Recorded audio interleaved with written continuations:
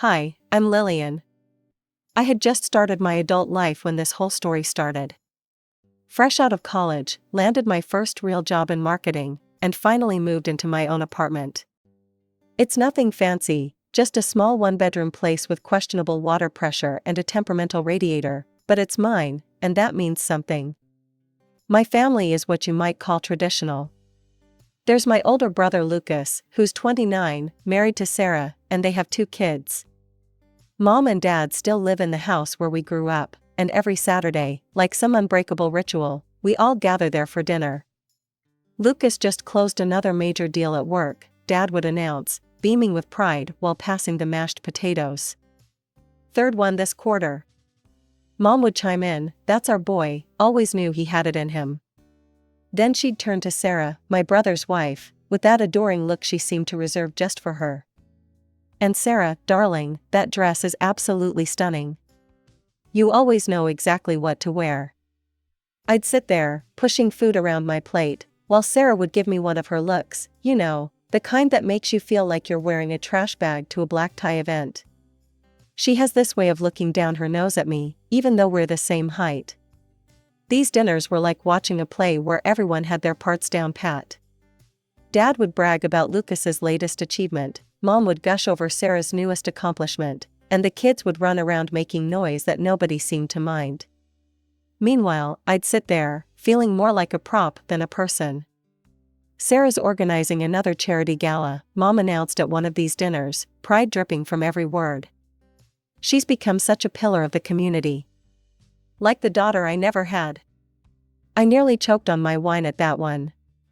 The daughter she never had? I was sitting right there, but somehow, I might as well have been invisible.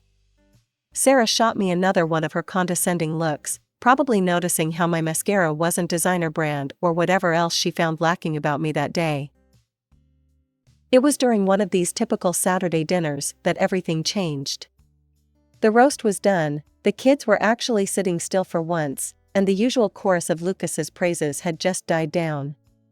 That's when Mom and Dad exchanged one of those looks, you know, the kind parents give each other when they're about to make some big announcement. "We have something important to tell you all," Dad said, clearing his throat.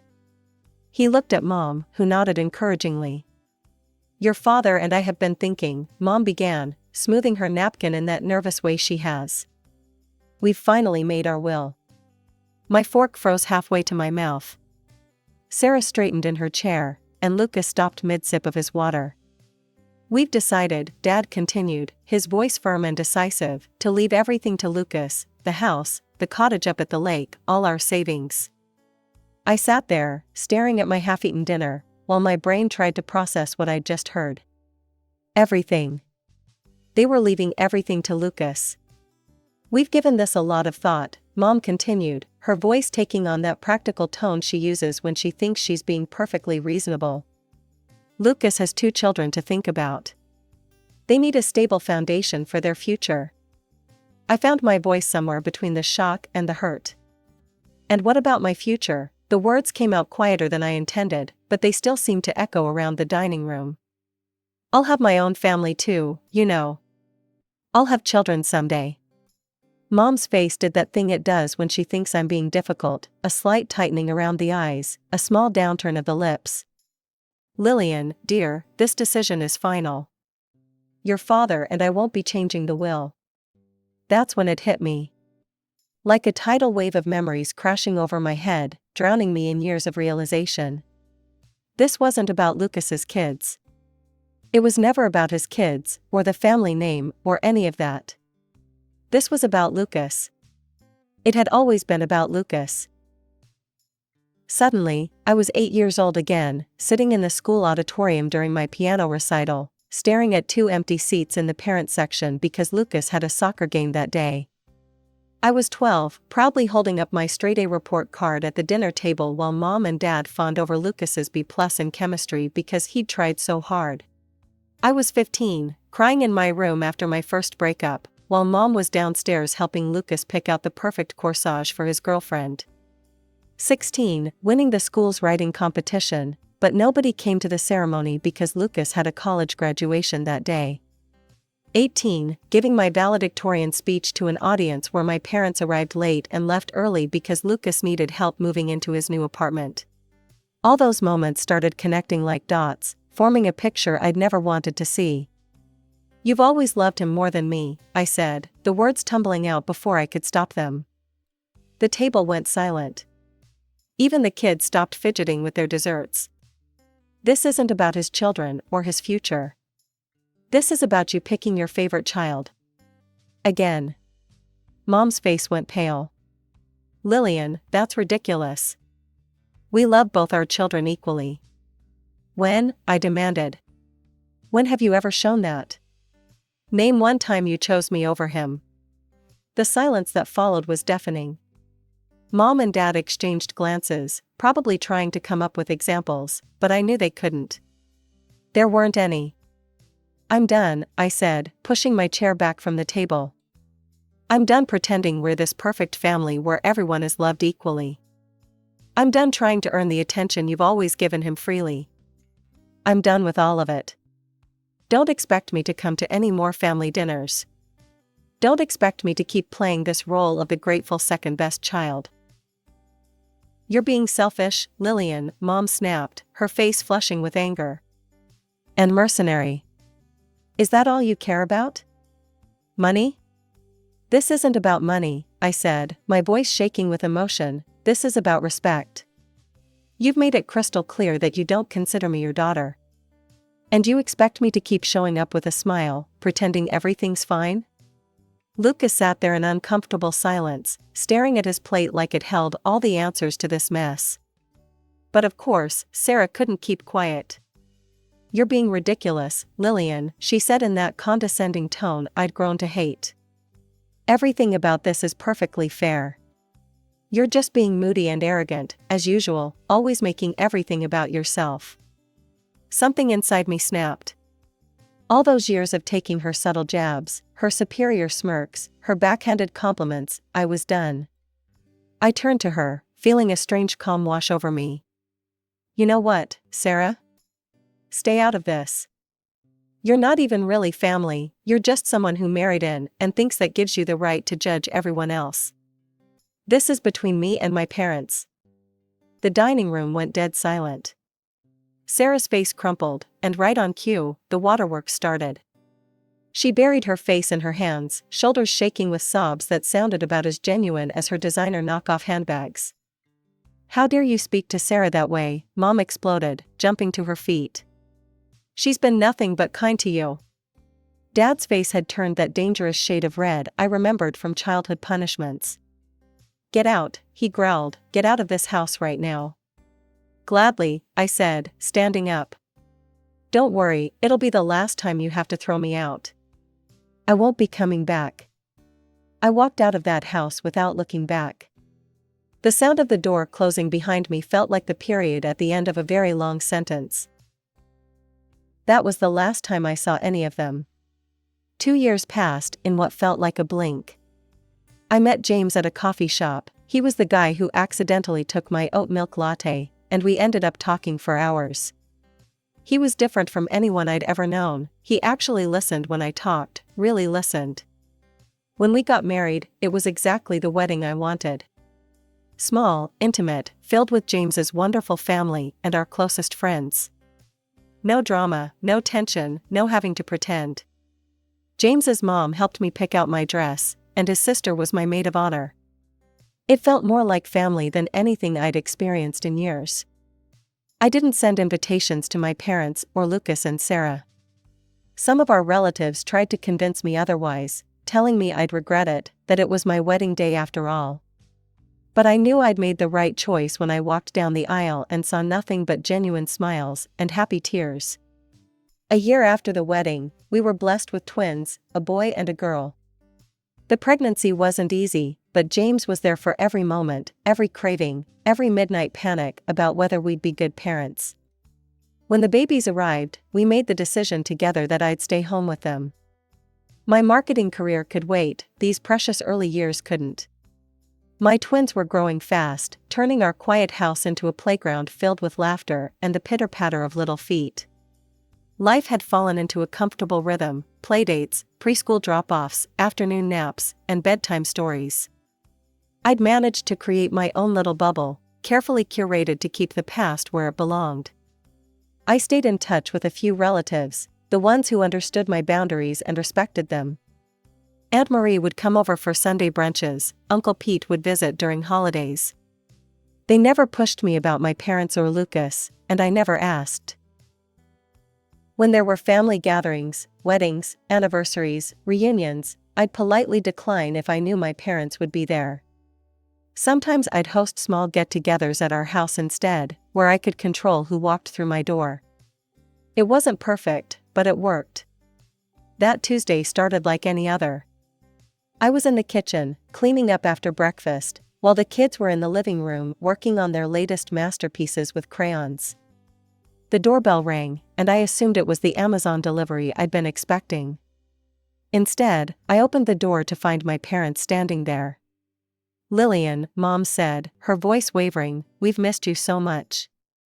I gripped the doorframe, my knuckles turning white. Someone must have given them my address, probably Cousin Rachel. She'd been hinting at family reconciliation during her last visit. "We want to see our grandchildren," Dad added, trying to peek past me into the house. "We've waited so long." I found my voice surprisingly steady. "No, you don't get to do this. You don't get to show up on my doorstep after 7 years of silence and expect to walk into my life, into my children's lives." They exchanged a look, that same look they'd shared at that last dinner 5 years ago. Something was off, I could feel it. "Why are you really here?" I asked, crossing my arms. "Why now, after all this time?" They hesitated. Mom opened her mouth, then closed it again. Dad shifted uncomfortably on his feet, looking everywhere but at me. Finally, Dad cleared his throat. Something's happened, Lillian." The truth came out about Sarah. "She's been unfaithful to Lucas. For years, apparently." Mom's tears were flowing freely now. "Lucas found her with someone else. He had the children tested, Lillian. The DNA results," she choked back a sob. "Neither of them are his." The world seemed to tilt sideways for a moment.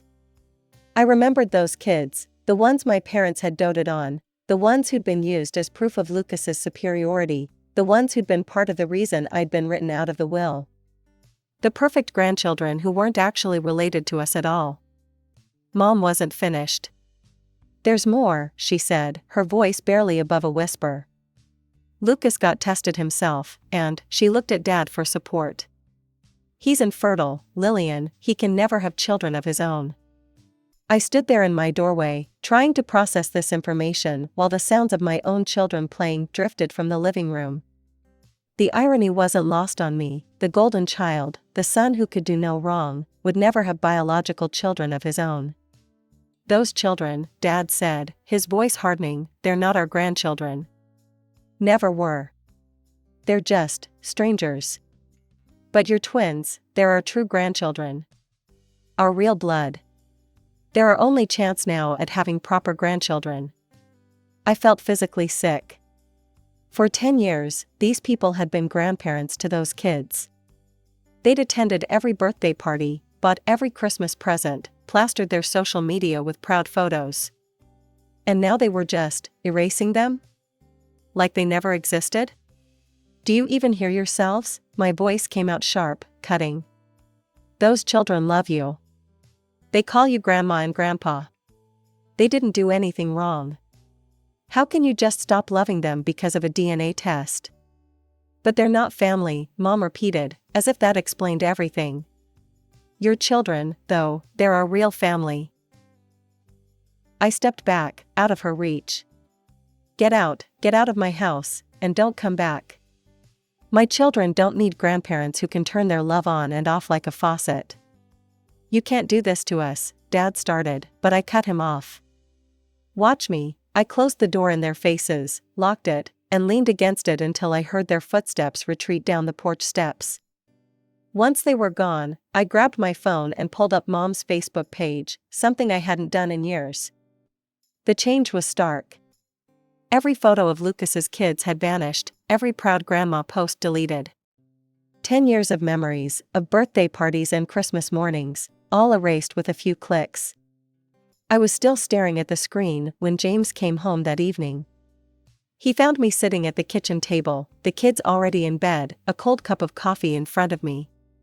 "Rough day?" he asked, kissing the top of my head. I told him everything, the visit, the revelation about Lucas, my parents' casual disposal of 2 innocent children, their sudden interest in our kids. When I finished, I looked up at him, half expecting him to suggest giving them another chance, to say something about family being family. Instead, he pulled me into a tight hug. "You did the right thing," he said firmly.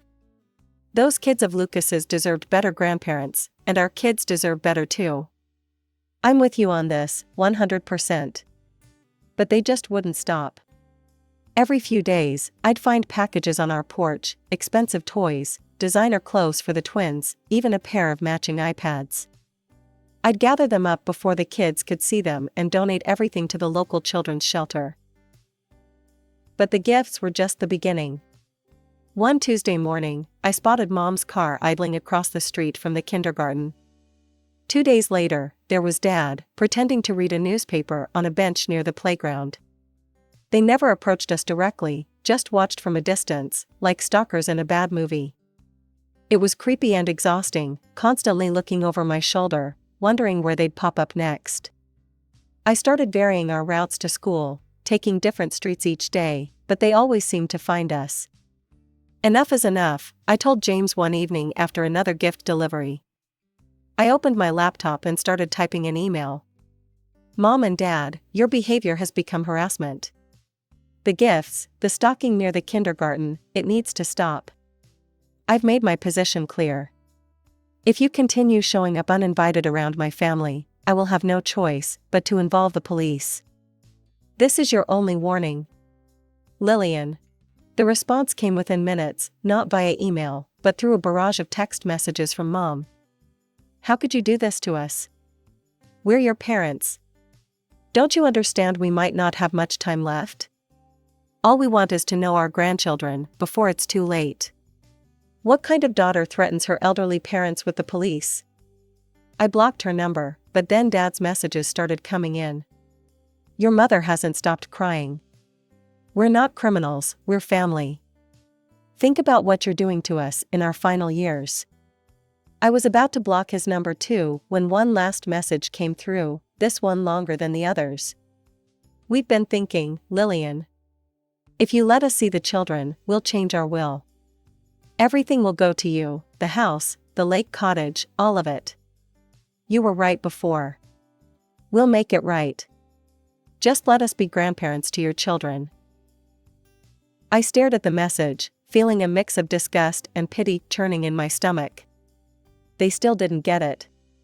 After everything that had happened, they still thought they could buy their way into my life, into my children's lives. And Lucas, my God, Lucas.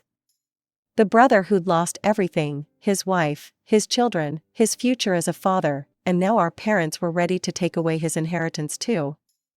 Just because he no longer fit their perfect family narrative?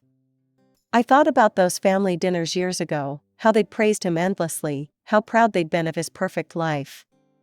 But the moment that perfection cracked, the moment he became human and flawed and hurting, they were ready to toss him aside like he meant nothing. That night, after the kids were asleep, James and I sat at our kitchen table, 2 cups of tea growing cold between us as we talked through everything. "It's not just about the will," I said, running my finger around the rim of my mug. "If we let them in now, if we accept this deal, they'll hold it over our heads forever." James nodded, his face serious in the dim kitchen light. "They'd always have that power over us. Today it's let us see the kids and get the inheritance. Tomorrow it could be raise them this way or lose everything." The decision, when we finally made it, felt like setting down a heavy weight I'd been carrying for years. I blocked their numbers on my phone, blocked their emails, unfriended and blocked them on every social media platform. For a while, they tried to find ways around the blockade. Letters started showing up in our mailbox. Once, Mom even tried to reach me through my work email. But eventually, like a storm running out of rain, their attempts gradually tapered off into silence. Life went on. The twins started school. James got a promotion. I started freelancing from home during nap times. We were happy, truly happy, in our quiet, drama-free bubble. Then, on a random Tuesday morning, my phone rang with an unknown number. Lillian, the voice on the other end was hesitant, familiar yet strange. It's Lucas. Can we meet somewhere? Maybe grab a coffee? We agreed to meet at a small cafe downtown. Walking in, I almost didn't recognize him. The perfectly polished brother from my memories was gone, replaced by someone who looked human, tired, real. We sat in silence for a moment, both cradling our coffee cups like shields. I'm sorry, he finally said, the words tumbling out in a rush. For everything. For how they always favored me. For not standing up for you. For being part of the problem for so long. I stayed quiet, letting him talk. I'm not talking to them anymore either, he continued, staring into his coffee. I cut them off after I found out they wanted to rewrite the will and disinherit me. It's not even about the money, it's how quickly they were ready to throw me away. 35 years of being their son, and they could just erase me like that. Lucas wrapped his hands tighter around his coffee cup, his knuckles turning white. The last time I went to their house. He paused, swallowing hard. All the photos were gone. Every single one. The walls were bare where pictures of the kids used to hang. The shelves where Mom kept all those framed photos of birthdays and Christmases, empty. I felt a chill run through me, remembering those carefully arranged photo displays, how Mom used to spend hours getting them just right. I asked her about it, Lucas continued, his voice barely above a whisper. And she told me she burned them all in the fireplace. Like she was talking about getting rid of old newspapers or something. Those were 10 years of memories, first steps, first words, first everything, and she just burned them. He looked up at me, and I saw real pain in his eyes. I hadn't even filed for divorce yet, Lillian. The ink wasn't dry on the DNA tests, and she'd already erased them. 10 years of being the perfect grandmother, and she could just pretend none of it ever happened. Like those kids never existed.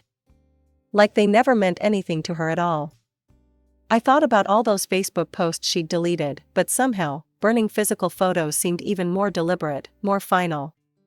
The will, he shrugged, trying to appear casual, but I could see the hurt beneath. I don't care about it anymore. They can leave everything to a cat shelter, for all I care. What I needed was their support. Just, their presence, their love. Wasn't that supposed to be unconditional? Looking at him now, I saw something I'd never seen before, my brother, stripped of all the golden child armor, just being real. No pretense, no perfect family image to maintain. Just a hurt son trying to make sense of parents who could only love on their own rigid terms. You know what's funny? He said, attempting a smile that didn't quite reach his eyes. I finally understand what you went through all those years. What it feels like to be on the outside. I'm sorry I didn't see it sooner. Sitting there in that cafe, listening to my brother speak with such raw honesty, I felt something shift between us.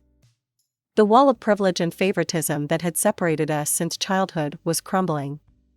Maybe there was hope for a real relationship here, not the artificial one our parents had created with their constant comparisons, but something authentic.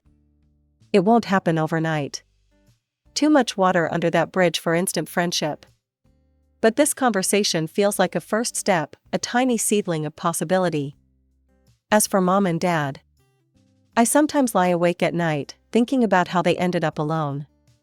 No children visiting for Sunday dinners, no grandchildren's laughter filling their house. Sometimes I feel guilty, wondering if I'm punishing them too harshly. But then I remember the burned photos, the deleted memories, the way they could switch their love on and off like a light switch, and I know I'm protecting my children from that same conditional love. Maybe someday they'll understand what they've done.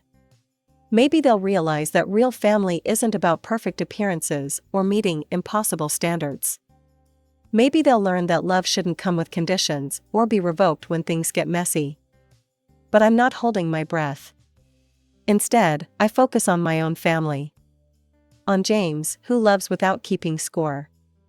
On my twins, who I promise to love unconditionally, no matter what paths they choose in life. On building the kind of home where memories aren't burned when they become inconvenient, where love isn't used as a bargaining chip, where everyone is seen and valued for exactly who they are. And maybe, just maybe, there's room in that home for a reformed golden child who's finally learning what real family means.